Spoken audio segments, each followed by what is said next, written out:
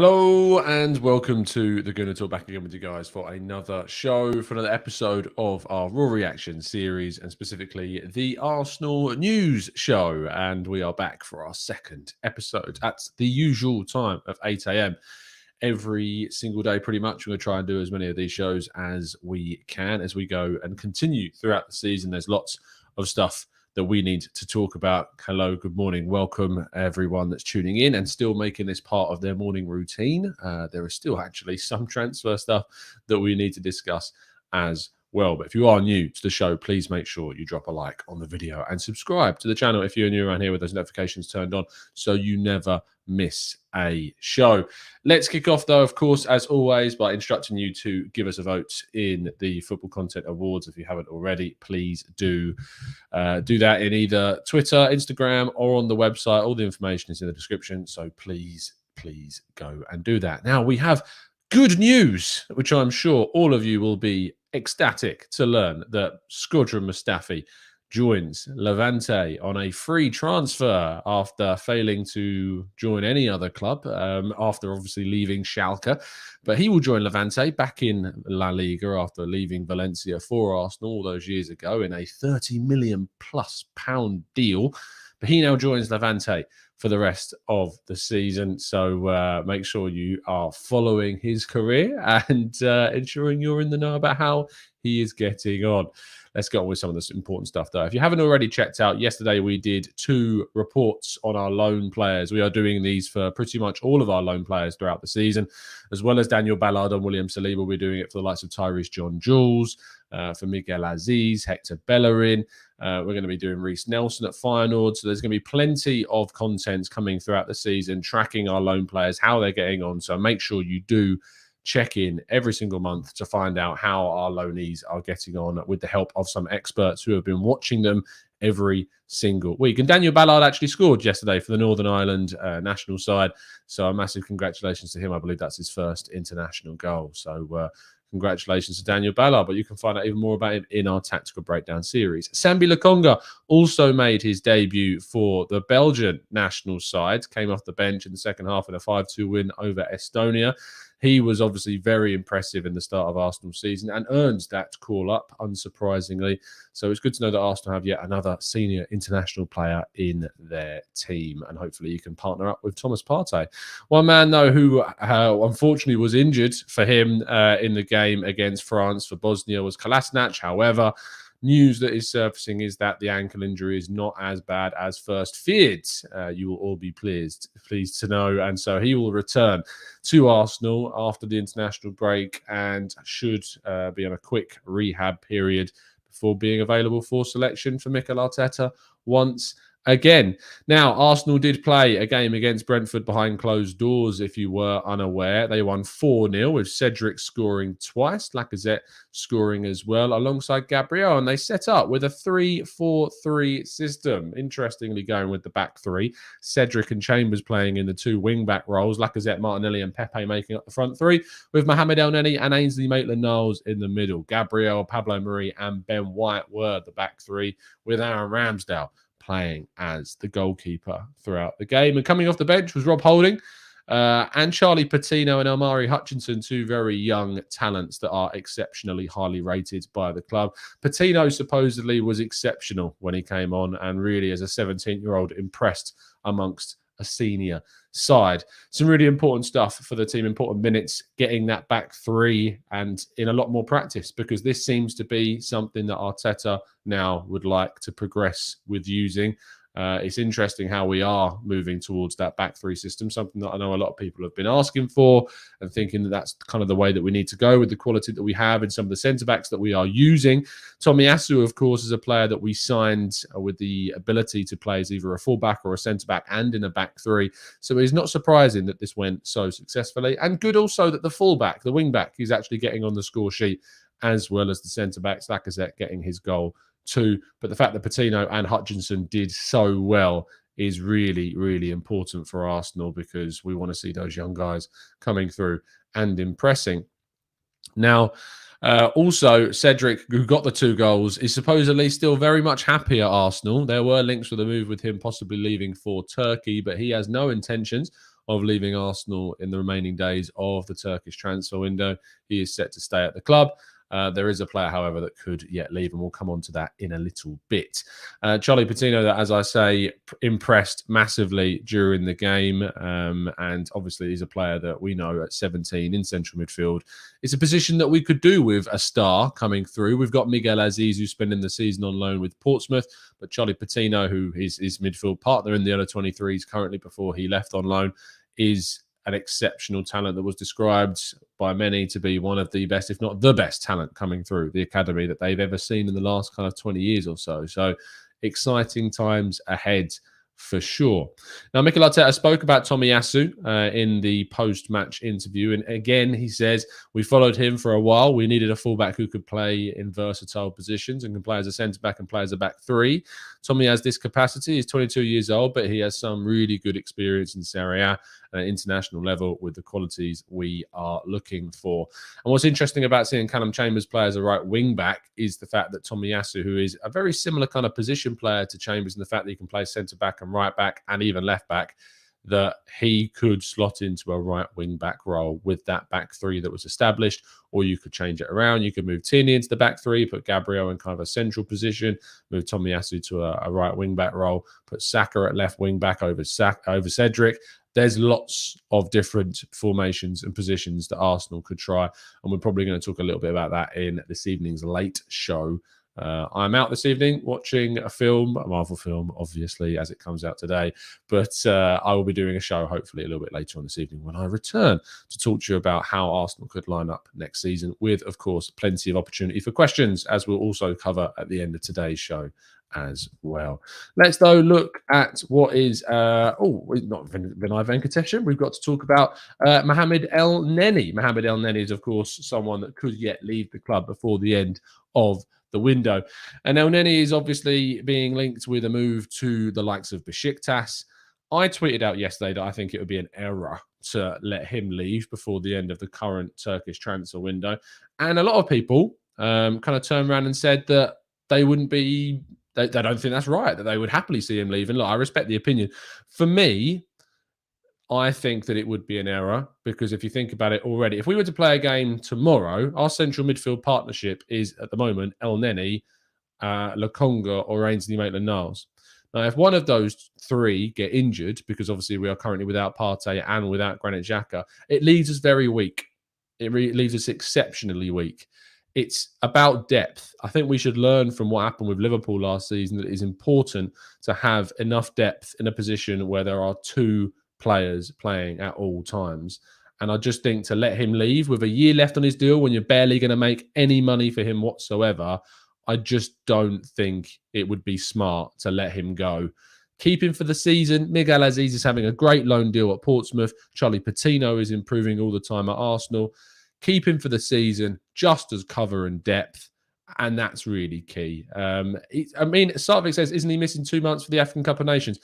We all assume that the teams that these players are playing for are going to go all the way through the competition. They're not. They're going to be knocked out in the group stage. They're going to be knocked out in the knockout rounds. They are going away for the AFCON, but they are going to be returning. And it's 1 month pretty much on average that the players are lost for, which is about 3 games throughout 38 plus cup games. It is important to keep him. You've got him for September, October, November, December. You lose him for probably January, maybe a bit of February. You then got him for March, April, and May. So to consider it not just let him go because he's playing away for a month this season, I think is still madness, absolutely. And also, he could yet leave in January, and that's another opportunity to bring in a cover at centre midfield, and you've still then got him for September, October, November, December, 4 months of the season, where if there are additional injuries, as we know that Partey can suffer from, if Xhaka was to get suspended. And to be honest with how Xhaka is, I'm not even that fond on starting Xhaka right now, to be honest. We wouldn't get much money whatsoever for Elneny. And so to just keep him for the last year of his deal, let him go on a free at the end of the season, I think makes the most sense when you've got the likes of Miguel Aziz coming through and you can't replace him because the window isn't open for us anymore until January. So there you go. That completes the news for today. If there are any questions, as we always like to finish with these shows, then do throw them into the chat box and we'll try and go through as many of them as feasibly possible. Christian says they may have a replacement ready for the January window, which would be absolutely fine. But if Elneny is still here for those first 6 months or 4 months for, as I say, September, October, November, December, that could still be key and important at the start of the season, and making sure that we've got cover and depth in the central midfield, which is already a weak area of the pitch. Jabu says, in my opinion, the error was not buying a central midfielder. Absolutely, I agree with us. I agree with you, sorry. But I think history has shown us, Tom, that when we have an opportunity to let go of some players, we should take it. Ainsley Maitland-Niles, Eddie Bellerin. It's interesting that you say that, because I could throw you Serge Gnabry, I could throw you Ismail Benassa, I could throw you Joe Willock, arguably, in that line to come back as a counter, Jeff Rain Adelaide. When the opportunity arises to let go of a player of those types, it's different. We let Bellerin go on loan. Eddie, we agreed a fee with. He chose not to leave. Ainsley Maitland-Niles had a loan offer from Everton. It's not the situation. I know he had the Wolves offer as well, and I think that was definitely a mistake not to accept it.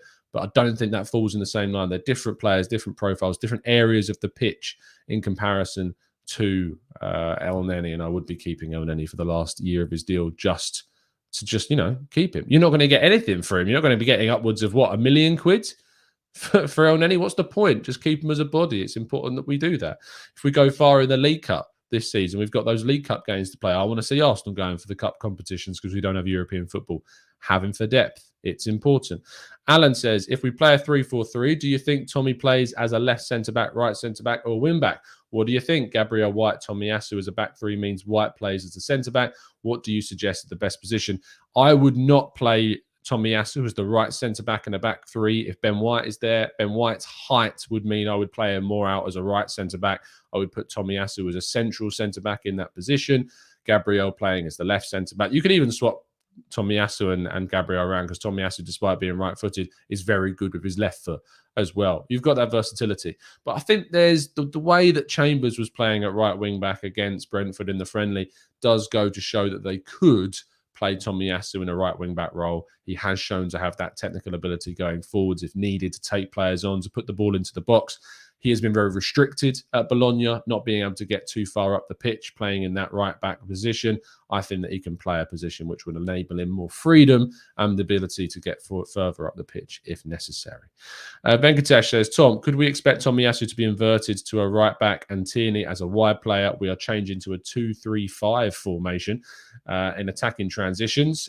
Tierney, ESR, Aubameyang, Martin, Odegaard, Saka in that front five. I think there is all the expectation that he could become more of your inversion as a right-back position. You then slot into a back three with, say, Gabriel, White and Tomiyasu as your back three, as Tierney bombs forward, with obviously the midfield supporting him with Lokonga and Partey up there too. So, yeah, there is all the scope that could happen if we start with, say, the 4-2-3-1, but I think we could also stick with the 3-4-3 and also go with that formation as well.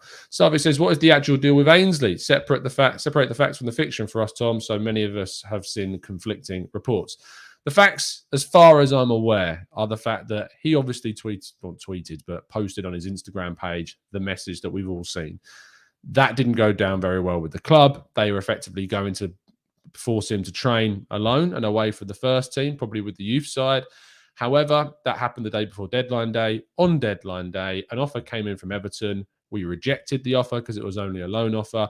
Ainsley Maitland-Niles was obviously frustrated. He has now held clear the air talks with Mikel Arteta, who, after pushing this all under the rug, that they are going to play him this season as part of their plans. He played in the friendly yesterday, which is a huge sign that he is being integrated back into the team. He also played in midfield, which is the area that he wants to play in. So we could have seen him play in a different formation, different position. They could have chosen to play Charlie Patino at times there and push Maitland-Niles out to a right wing-back role instead of Callum Chambers. They could have done a lot of things different. They put him in midfield role. We'll see how this develops throughout the season. He is going to be staying for this season at least. He could yet leave in January. He could leave in the summer. But his position at Arsenal is seemingly secure now, and he is still very much an Arsenal player and in the manager's plans. So I hope that wraps up and clears things up for you. Seal says, not trying to hype him, but is the Tomiyasu signing making more sense as we learn more about him? We will not know ultimately until we see him play. It's as simple as that. we won't know how he is going to play, and until he gets selected and played. I don't think he'll start against Norwich. I might be wrong, but Arteta tends to like to, gradually bed them in, put them on the bench, bring them off the bench, feature them in that sense. Norwich is a good game that you don't have to risk him, because you can, we should have enough to beat Norwich. I say should very loosely, but we will wait and see on that one. Interestingly, Arteta did speak about kind of the possibility of Ben White and Gabriel featuring. He said, yeah, it's really good to see them play. We don't have any big injuries as well. They have the minutes. We could work on some things. So it was a good idea to play the game. And it's all possible that both White and Gabriel will start against Norwich. In what formation? We will wait and see. Let's go in the chat to... let's go to Matt Thornton, who says, what do you make of the Aurier rumours? I didn't cover this. I didn't put it in the main feed for the show. I think it's ridiculous. I think obviously he'd be open to a move to Arsenal. He's terminated his contract. He's desperate to find a club. Obviously, he would say stuff like, I'm open to a move to Arsenal. That message is being put out. If Arsenal sign Serge Aurier, it would be a huge mistake. Massive, massive mistake. And I really, really hope that they don't. But I didn't include it because I just thought it was ludicrous, to be honest. We're going for this young emphasis on signing young players. Aurier, let's just check in his age. 28, right back. We don't need a 28-year-old right back who is no good. I mean, if you're going to sign a right back that's, if you're going to sign a right back of that age, they need to be quality. They need to be really good. They need to come straight into the first team and upgrade us. That's why I wanted a Kieran Trippier, because he's a solid quality player, even though he's more experienced. Aurier is not that. Aurier is your Willian signing. Aurier is your signings that make absolutely zero sense and leave you in a position that you're now trapped. He's a Cedric. He's a Cedric part. What's the point of signing Aurier when we have Cedric? It makes absolutely no sense at all. Gameboy says, what formation would best suit the Arsenal squad? I think the 3-4-3 for me is still the best formation that I'd like to see us playing. I think we've got 3 ball-playing centre-backs, at least 3 in Gabriel, Tomiyasu and White. You can also put Tierney in there and put Saka at left wing-back. We have the ability, and we've got a goalkeeper now in Ramsdale that's really good playing out from the back. I would like to see a back 3, arguably back 4 if you include the goalkeeper, with Ramsdale. I'd like to see, to be honest, White, Gabriel and Tierney as the back 3. Tomiyasu kind of on the right wing-back kind of position that could play slightly inside. You put Saka at left wing-back, Emil Smith-Rowe in the front 3 alongside Aubameyang and either Pepe or Martin Odegaard. Partey and Lokonga in the middle. And I think that's my favourite team to try right now. That would be the perfect setup for me personally. Mohammed says, what do you think of us technically playing 4 centre-backs if we go with 3 at the back? Now, I'm not a tactical genius, but that doesn't seem that like less chances created up front. I mean, 4 centre-backs, if we go with 3 at the back, obviously I don't. That's why if I played Tomiyasu as a right wing back, I would bring Tierney into the left back, into the left centre back position. I wouldn't go Tomiyasu, White, Marie, Gabriel. I'm not sure I would play that way. Saying that, Everton did play a lot last season, and they got a lot of good results by playing Godfrey, Mina, Keane, and Holgate as a back 4. All of them centre backs by trade. And they got some really good results. It can work, but I just think that it's better us playing a 3-4-3 and playing, if you are going to put a back 3 together, I would put Marie or Gabriel. I wouldn't play them both. I would put likely Gabriel over him, absolutely, with Tierney as the left centre-back, to be honest. Reggie says, what about a 3-5-2 with Pepe and Aubameyang up front? No, to be honest, I actually prefer a 3-4-2-1 with the 2 number 10s playing behind Aubameyang being Ismail Smith-Rowe and Odegaard, and then you've got the wing-backs being able to bomb on forwards and overlap. That's kind of the 3-4-2-1 style that I prefer to see us play over, say, just an out-and-out 3-4-3. I like the Smith-Rowe Odegaard combination. They can play together. I like them when they are on the same pitch together. I think it's a situation that would suit Aubameyang because he needs more service. So put 2 number 10s behind him. You've got even more service for Aubameyang. There are the inverted players like Smith-Rowe, right-footed pass out to the left back, left-footed pass from Odegaard out to the right back. I think it's a perfectly balanced formation. That's what I would go with. So there you go. Mickey says, I believe in this team. I believe in this transition. I believe this team, the team has the capability of qualifying for the top 6. Anything less will be poor management. Again, this is always going to fall on the manager. This squad of players has the ability to compete for a top 6 place.